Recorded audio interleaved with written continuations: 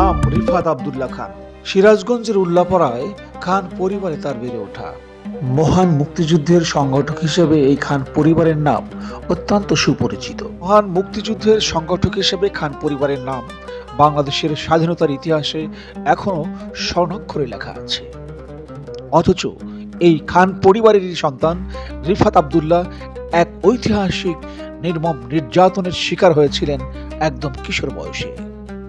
পতিত ফ্যাসিস্ট স্বৈরাচার সরকারের স্মৃতিচিহ্ন এখনো বয়ে বেড়াচ্ছেন তিনি।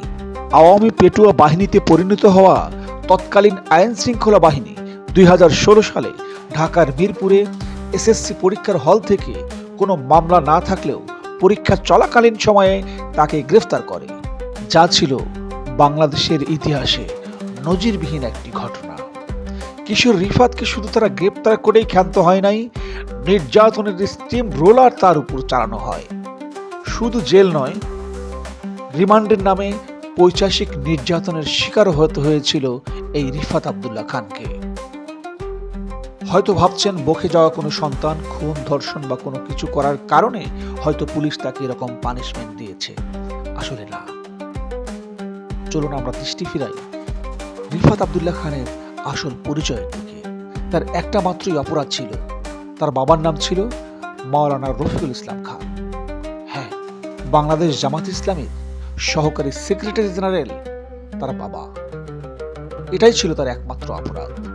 পিতাকে গ্রেফতার না করতে পেরে ছোট্ট রিফাত আব্দুল্লাহ খানকে তৎকালীন আওয়ামী পেটুয়া পুলিশ বাহিনী গ্রেফতার করে এবং নির্মম নির্যাতন করে।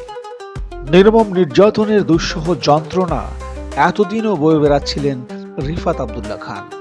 গত 2 দিন হলো চোখের অপারেশন করা হয়েছে মালয়েশিয়ায়। আলহামদুলিল্লাহ সফল অপারেশন হয়েছে। কিন্তু সে কি ফিরে পাবে তার প্রাকৃতিক সেই দৃষ্টি? সে কি ফিরে পাবে সেই প্রাকৃতিক চোখের সেই স্বচ্ছতা?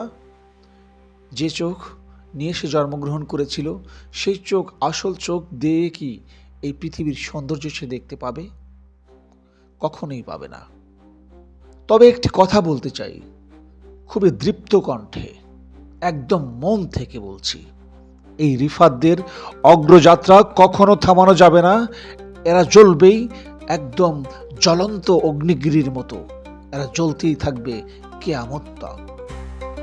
ইসলামের জন্য, দেশের মানচিত্রের জন্য, আধিপত্য বিরোধী শক্তির বিরুদ্ধে সব সময় জ্বলতেই থাকবে ইনশাআল্লাহ। এই রিফাতদের অগ্রযাত্রা কেউই রুখতে পারবে না ইনশাআল্লাহ।